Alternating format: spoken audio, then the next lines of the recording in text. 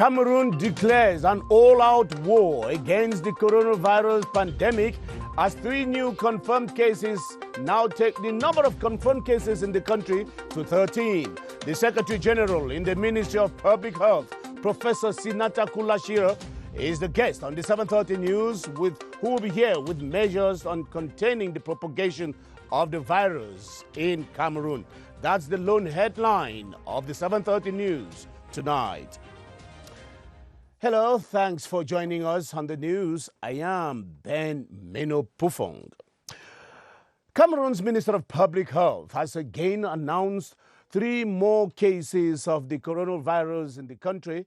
This now takes the total number of confirmed cases in Cameroon to 13. At a press outing in Yaoundé today, Minister Manauda Malashi again exhorted Cameroonians to reduce movements, limit body contact, and not be fooled by the purported existence of concoctions that can cure the coronavirus. Beatrice Ngum is here with the latest facts and figures on the pandemic as announced by the minister in Yaoundé today. The corona scare is preoccupying the planet today, and statistics on the evolution of the COVID-19 in Cameroon are on the rise in spite of government action to scale up response. As of now, Cameroon has 13 confirmed cases of COVID-19, with 2 cases in Bafoussam, as highlighted by Public Health Minister to pressmen and women in Yaoundé. The minister says measures are being taken to completely bar the way to this common enemy. These efforts will be meaningless unless we adopt a responsible attitude as recommended to each and every one of us here. We ably urge each Cameroonian to follow the measures below through accepting case management measures, cooperating with rapid intervention and investigation team or those responsible for the management of contact monitoring, making systematic calls to the free toll number 1510 or additional phone lines for any suspected case or suspicious symptom. The population has been encouraged to limit movements and to obey the basic hygiene rules, amongst which is avoiding body contacts. Health personnel who are on the field have been hailed for the job done this far, as operations to trace contacts are effective, with 227 cases already traced. 287 cases are under follow-up, 27 of which personally showed up. The ministry is envisaging the creation of a unique site to host all cases for follow-up. In Africa, there are 228 cases, with 44 cases confirmed and 4 deaths, dispelling all news that Africans don't die of the disease and that the consumption of certain local concoctions keeps them out of harm's way. Nose masks are for the contaminated and not for the healthy, the minister highlighted. And amongst the several measures announced by the government as part of its prevention and response plan to the coronavirus scare is the one suspending flights into the country except cargo planes and merchandise vessels. Constantine Baum was at the Nsimalen International Airport to appraise the effectiveness of the measures and says the traditionally quiet airport was even more dormant today except at the domestic flight terminal. Constantine. By midday, the meeting point at the Yaoundé-Nsimalen International Airport is usually occupied by passengers who need to meet up with the check-in procedures before boarding their flight. The hall looks empty with just few persons made up of janitors and janitresses, security officers, airport staff, and some passengers on domestic flights. Most of the offices of airline companies were closed, with just some few who are to receive international passengers coming to cancel their flights. It was not a busy Nsimalen International Airport, following the prevention decision taken by the government to suspend all passenger flights from abroad. As indicated by the Flight Schedule Board, all flights to Nairobi, Addis Ababa, Libreville, Brussels, Casablanca, Istanbul have been cancelled with the exception of domestic flights. Very few persons could be found at the check-in room and baggage control section, getting into the international departure section. The persons found there were airport security staff. It was the same scenario at the departure lounge. The suspension of passenger flights from abroad has been received with mixed feelings by some passengers. We understand the need for action. We're not doubting that, but we were given no notice of this. There was no period of time for foreigners to leave, so we were supposed to fly today back to Johannesburg, and now we seem to be stuck. Very few vehicles could be found at the parking lot. There was actually no business for airport taxis. It is worth mentioning that cargo flights and vessels transporting consumer products, essential goods and materials have a limited stopover time. And Littoral Governor Samuel Dieudonné Ivahadiboa has updated the public opinion in Douala on the level of measures given by the government at the entry point of the country, the Douala Airport. He says all 261 passengers that flew into the country through Air France and Brussels Airlines on Tuesday, March 17, have been quarantined in some 10 hotels or hotel facilities in the economic capital. This was during a press briefing this Wednesday morning at the governor's office in Douala. Alphonse Bongwa actually reports from Douala. The last aircrafts carrying on board passengers from France and Belgium landed at the Douala International Airport on the night of Tuesday, March 17. All passengers of these two flights had to go through the same routine check and be quarantined as ordered by government. However, officials say rumor mongers have been misleading public opinion. Around 6:30 to 7 p.m., we have received the messages in WhatsApp saying that 400 people have been declared with the virus. Just before the landing of the first plane at 7:30. We are all surprised.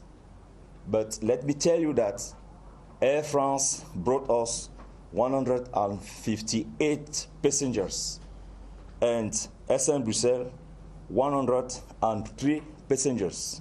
This sums up to 216 passengers and not 400. The governor says quarantine operations followed suit in some 10 hotels in Douala. We have conveyed all those people to the hotels, and some were hungry, we can understand. But it is just a measure to be taken and to have a kind of follow-up of all those who have traveled from abroad to Cameroon.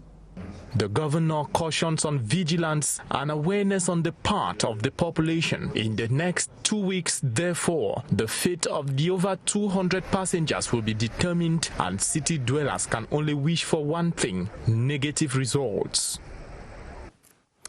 And it was business unusual today in educational establishments in the nation's capital as the doors of nursery, primary, secondary and higher institutions of learning failed to open following the request for them to remain closed till further notice. Raihanatu Sali made a round of some of these institutions and came back with the following story.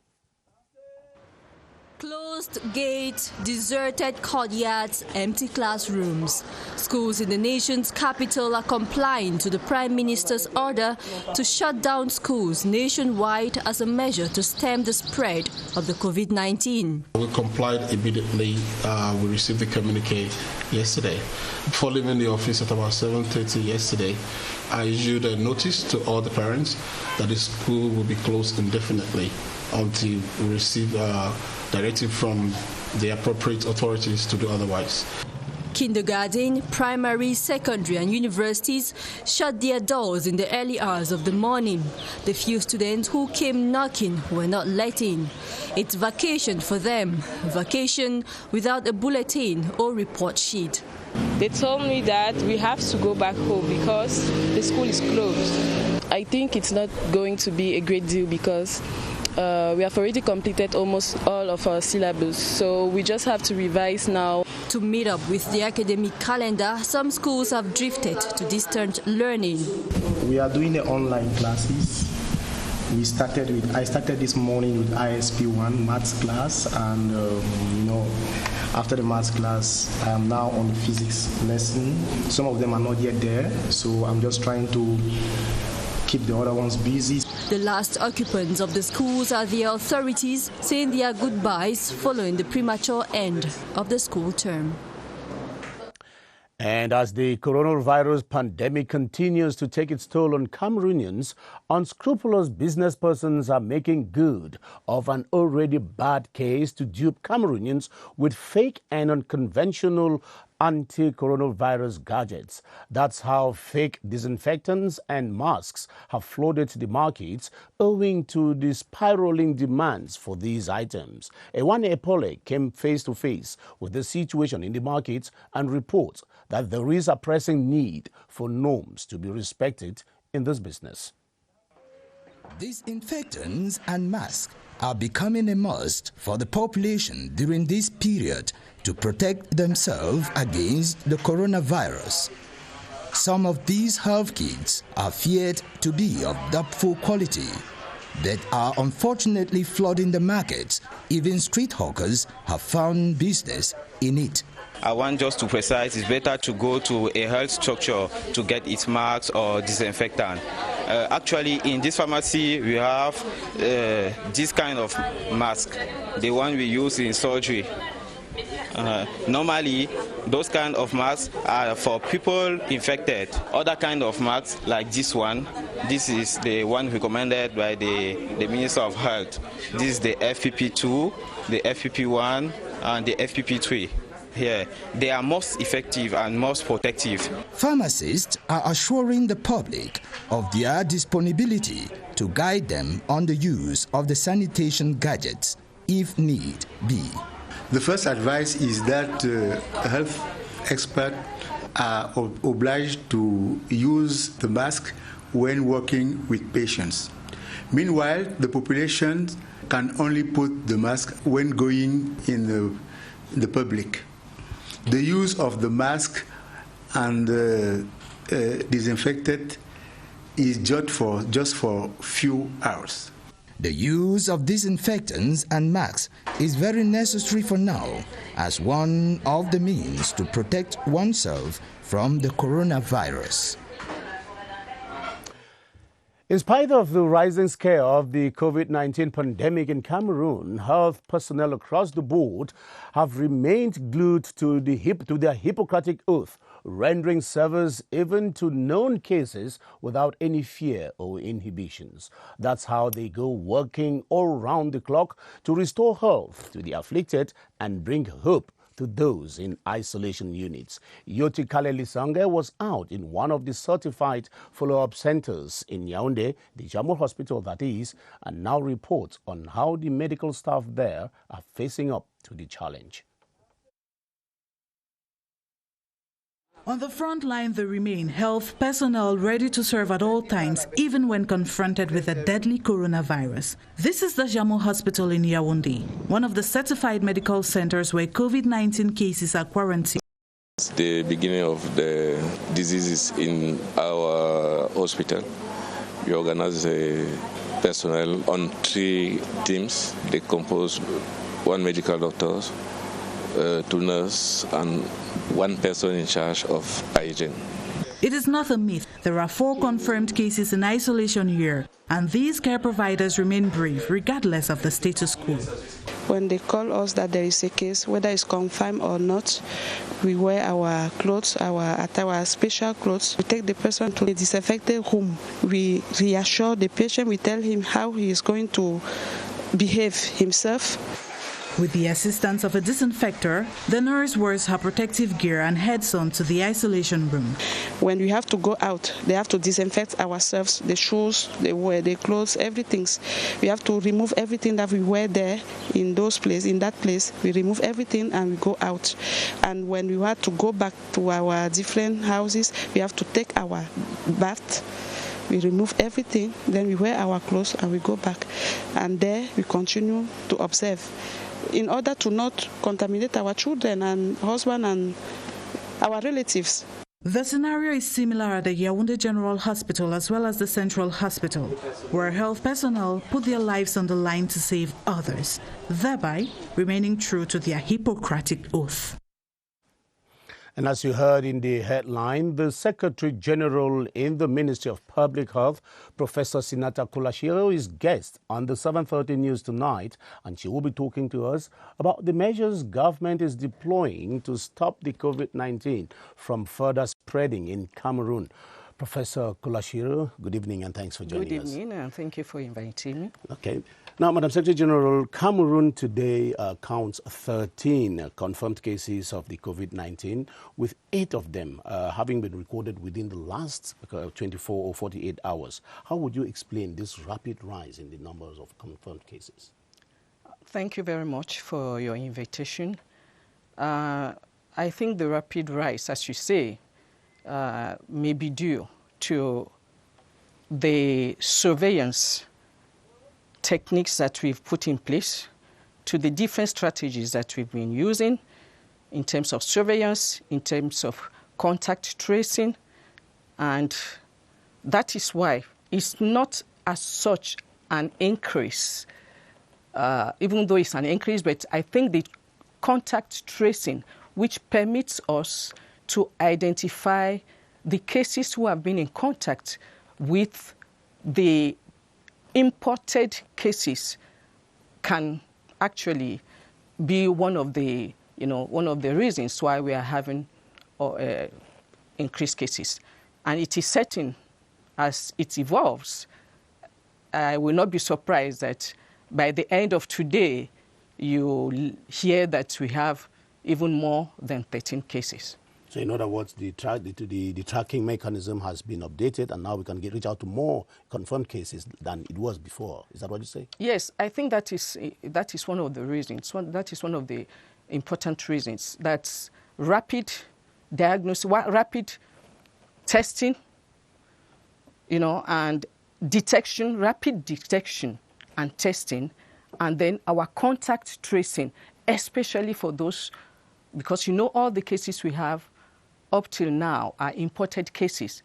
And then with the tracing of the contacts of those imported cases, we are now able to get in touch with more and more cases. So it will not be surprising if we have other cases, because people have been in contact with other cases. And then I think the measures which were taken yesterday by His Excellency, the President of the Republic, will permit us also to reduce, of course, the new imported cases, and then we'll be able to manage the other cases and continue our contact tracing. Professor Kulashio, the numbers are rising. Would you be able to tell Cameroonians that your ministry, the Ministry of Public Health, and of course the entire government arsenal, is ready to face up to these rising trends? I think I would rather say yes, in a certain manner, because we've been preparing for epidemics and pandemics in the ministry.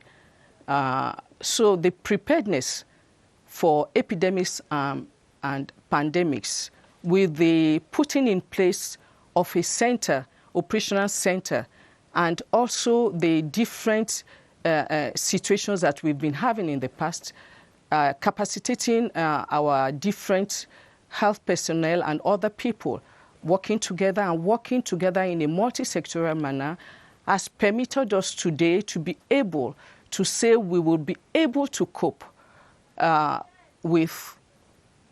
in prevention, because don't forget our strategies. We have prevention, we have case management, we have surveillance, we have diagnosis laboratory. That's another thing that permits us, because we have a laboratory that is capable to give us in less than 4 hours our results. And so we are able to know the confirmed cases. And then we have predefined our cases. We have what we call the suspected cases, the probable cases, and then the confirmed cases using our laboratory test. So in that manner, we've been prepared. Nevertheless, if you ask me, will you be able to cope to manage if we have a very high number of cases that will need treatment. Actually, everything is being put in place. As announced by the minister this afternoon, we'll have probably about 80 beds. And of course, we are asking that in the other regions, in Yaoundé, in the other regions, that they are capable of isolating cases and capable of taking care of patients. But we still lack, because I should be truthful to you, luckily, the COVID-19, only 20% of cases, approximately, and only about 5% of, from all the infected cases, you have about 80% of cases who will not be very serious, 20% approximately, and the 5% who are serious, that's where we may have difficulties. Now, tell me, the cases that you have at hand already, are they simply being followed up or they are being treated? They are being treated. Don't forget, I just want to remind the population, there's no treatment. So it's not just follow-up. They are being treated symptomatically. For instance, giving them hydration, giving them, for instance, giving them antalgics, paracetamol for those who have pains, some of them who have headaches. And of course, we have oxygen available to be able to give to those who have short breath. But I think it is important to know at least what are the symptoms which we need to treat, exactly, and which present to our personnel, to our health personnel. That's exactly what I wanted to know from you. You have a toll-free number, 1510, and +4 mobile numbers that people should get in touch with your services. Now, what are the symptoms that you expect from people to rush into that number and tell you, okay, this is what we have at hand, or this is what we're noticing from a case that we have at hand? What should they look up for to get to you? The cases, when people, first of all, it is important to say that if you do not have any risk factors, if you have just a cold and you don't have any risk factors, those are the type of questions that will be asked when you phone. Have you been in contact with any person who just traveled from an area, from a country with known country with COVID disease? Have you been in contact with people who are infected here? Are you a health personnel working in services with COVID disease, services? Those are the type of, because those are people who are at risk.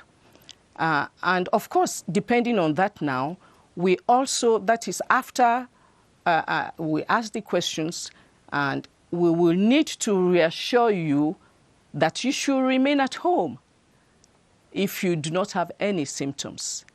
And you monitor, depending on the different answers you give to the questions, we will continue to monitor with you through phone calls to see how you are evolving, if you are actually a contact or if you are at risk in quote. And of course, within 14 days, we'll tell you that you should, you tell us how you're feeling within 14 days. And if you have any signs of symptoms, which are as such, you have fever. Okay. These are measures that you're outlining, we understand them. Are they limited only to the major cities, or they get out to the nooks and crannies of the Republic? They are not only in the major cities, they're everywhere. That's why I told you before that the fact that the Ministry of Public Health had been in the preparedness mechanism, in the preparedness strategy in all the 10 regions has made it possible that we have what we call the rapid investigators. When you call, depending on what your answer is, they can rapidly get in touch with people who will need to come and collect any samples if you need to be collected, so that you remain at home. and you don't come to the hospital, not only not to overwhelm the hospital, because most of those cases are really not, they don't need hospitalization, but nevertheless, to avoid dissemination, we prefer either you self-quarantine, depending, or there is, we tell you to isolate and we follow up with you. Now, one last question. Some Cameroonians are still hesitant to show up to some of the certified centers where there is follow-up of the coronavirus cases. Now, what will you have to tell them? Is there any reason to be worried about?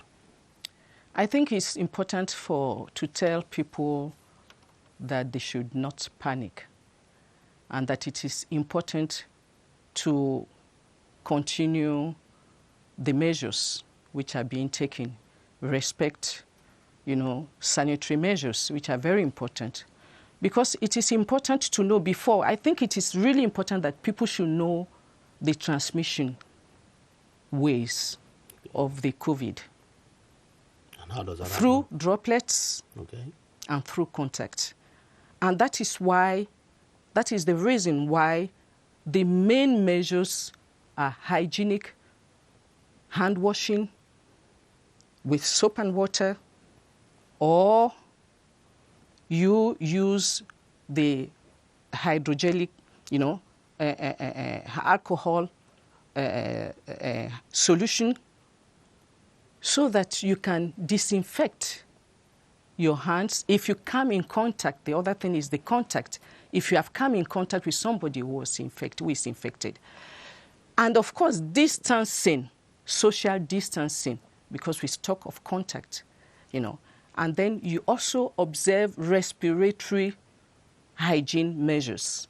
You cough into your elbows, you use a disposable, and once you've used it, you dispose of it, and then you clean your hands again, wash your hands with soap and water, or if you don't have soap and running water and soap, or with a disinfectant.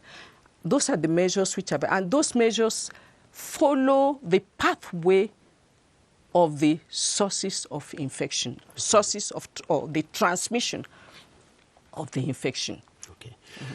Professor Sinata Kulashiro, you are the Secretary General in the Ministry of Public Health. Thanks for your insights. Thank you very much for permitting me to come and talk to you.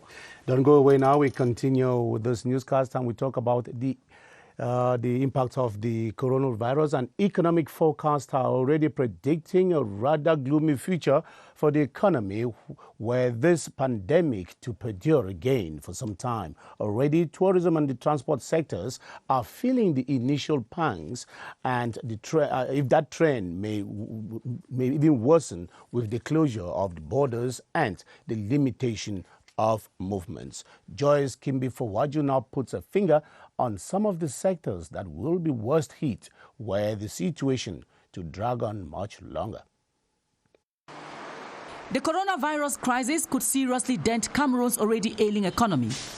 Closing its borders, several sectors will be affected, and the most affected, the transport, commerce, pharmaceutical and distribution sectors. The Cameroon economy depends hugely on importation from other countries, hence the prices of imported goods, for instance, rice from China, will seriously be affected, and it will certainly see its prices skyrocketing.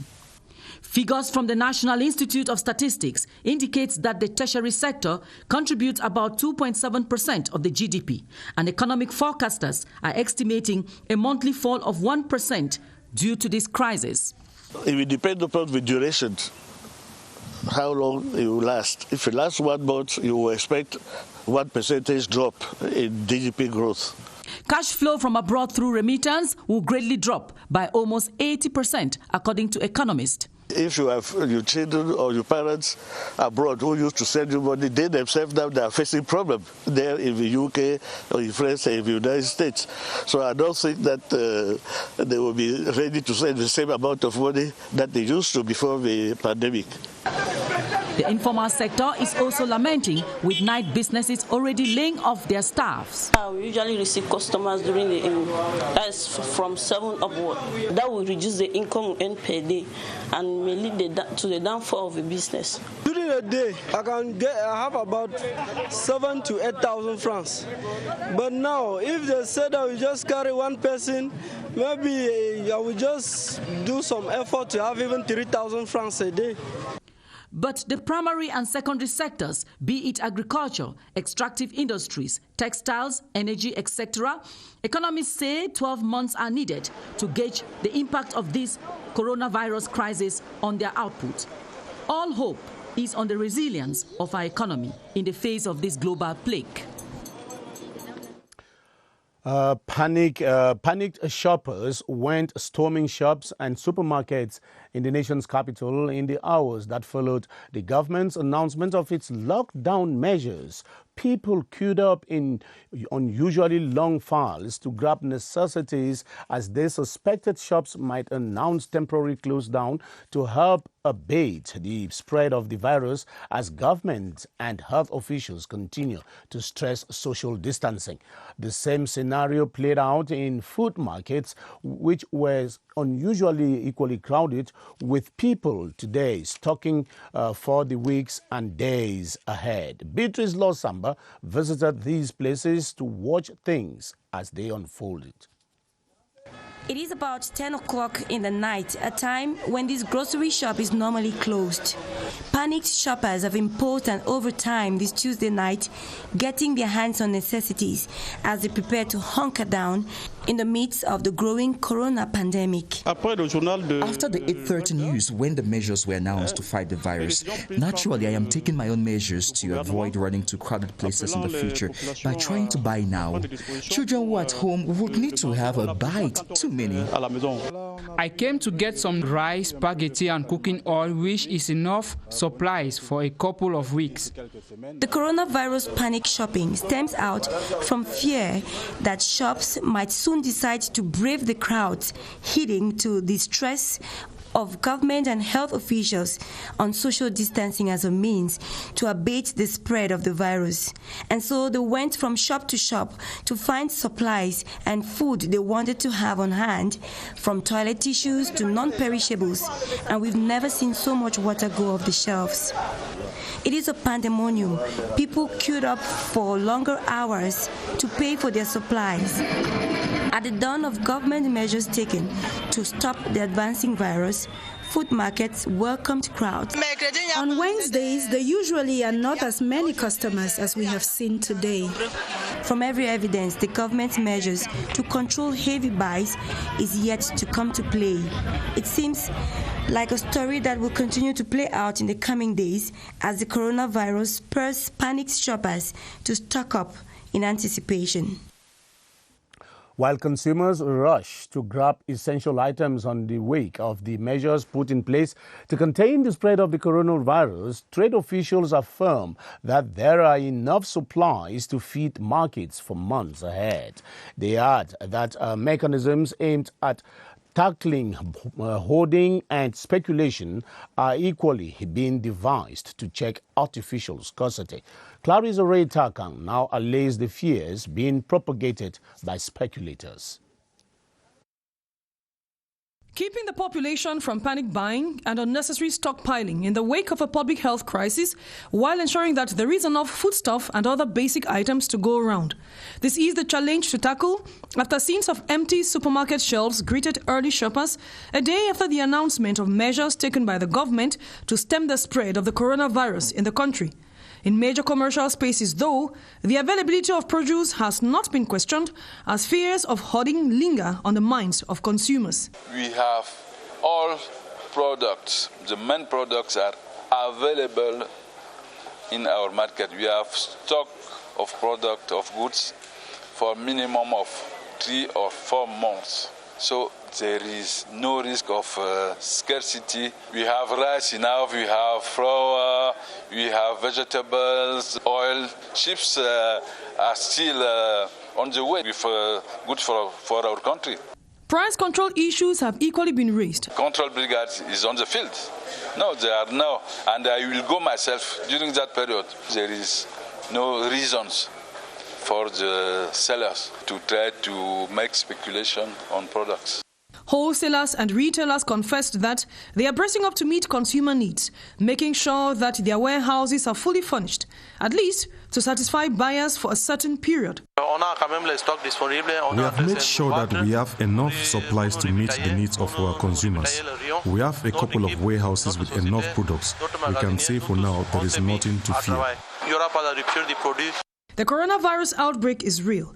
Trade officials insist that for now, though, the market situation is under control. The governor of the Northwest region, Adolphe Lelelafrique, today chaired a meeting in Bamenda to reinforce the measures to curb the spread of the COVID-19 in the region. The 13 measures outlined by the Prime Minister head of government last night were scrutinized to see how they can be implemented in the region to keep the populations safe. Details with Ngoninge Shwaibu Share. Chaired by Northwest Governor Adolphe Lelelafrique, the meeting was a follow-up to the measures prescribed by the head of state to help curb the spread of the coronavirus in Cameroon, a reason why participants meticulously examined the 13 measures one after another to see in what way they can ensure their effective implementation in the Northwest region. A number of recommendations were met, among which the need for greater sensitization of the population and the necessity to either postpone or limit the number of people who attend funeral ceremonies, commonly called cry-die. They should organize it, making sure less people attend the burial, the funerals, the cry-dies, to prevent us to contaminate our family members, our neighbors, our brothers and sisters. Other recommendations met included the need for strict control at border localities and entry points into the Northwest region, like Matazem in Santa. The need to fully empower the health sector was equally highlighted. We are expected to be able to proactively detect suspected cases. And if we detect one, we have to isolate. We have to place that suspect in solitary confinement and confirm the diagnosis and then later on treat. However, we don't have all the equipment that is necessary to be able to do that. The governor assured that at the level of the Northwest region, they will do all within their power to ensure the strict observance of the life-saving measures prescribed by the head of state. That's why we'll leave it for this edition of the 7:30 News, entirely dedicated to the coronavirus and the way it is being tackled in Cameroon. Be there again with us tomorrow, 7:30. Good night.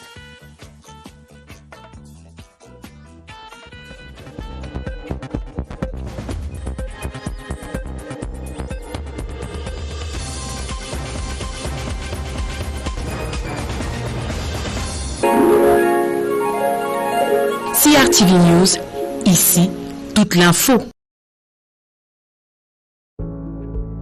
7 conseils pour se protéger contre le nouveau coronavirus. 1. Lavez-vous régulièrement les mains à l'eau et au savon ou à l'aide d'un gel hydroalcoolique. 2. Vous ressentez l'envie de tousser ou d'éternuer? Faites-le dans un mouchoir ou dans le creux de votre coude, puis lavez-vous les mains. 3. Restez à au moins 1 mètre de distance des autres personnes, surtout si elles toussent, éternuent ou ont de la fièvre. 4. Évitez de vous toucher les yeux, le nez et la bouche. 5. Évitez tout contact direct avec des animaux vivants. Et si cela est impossible, veillez à vous laver les mains après le contact. 6. Ne mangez pas de produits animaux crus ou mal cuits et lavez-vous les mains. Nettoyez les surfaces et les ustensiles après usage. 7. Si vous avez de la fièvre, de la toux ou des difficultés à respirer, consultez un médecin.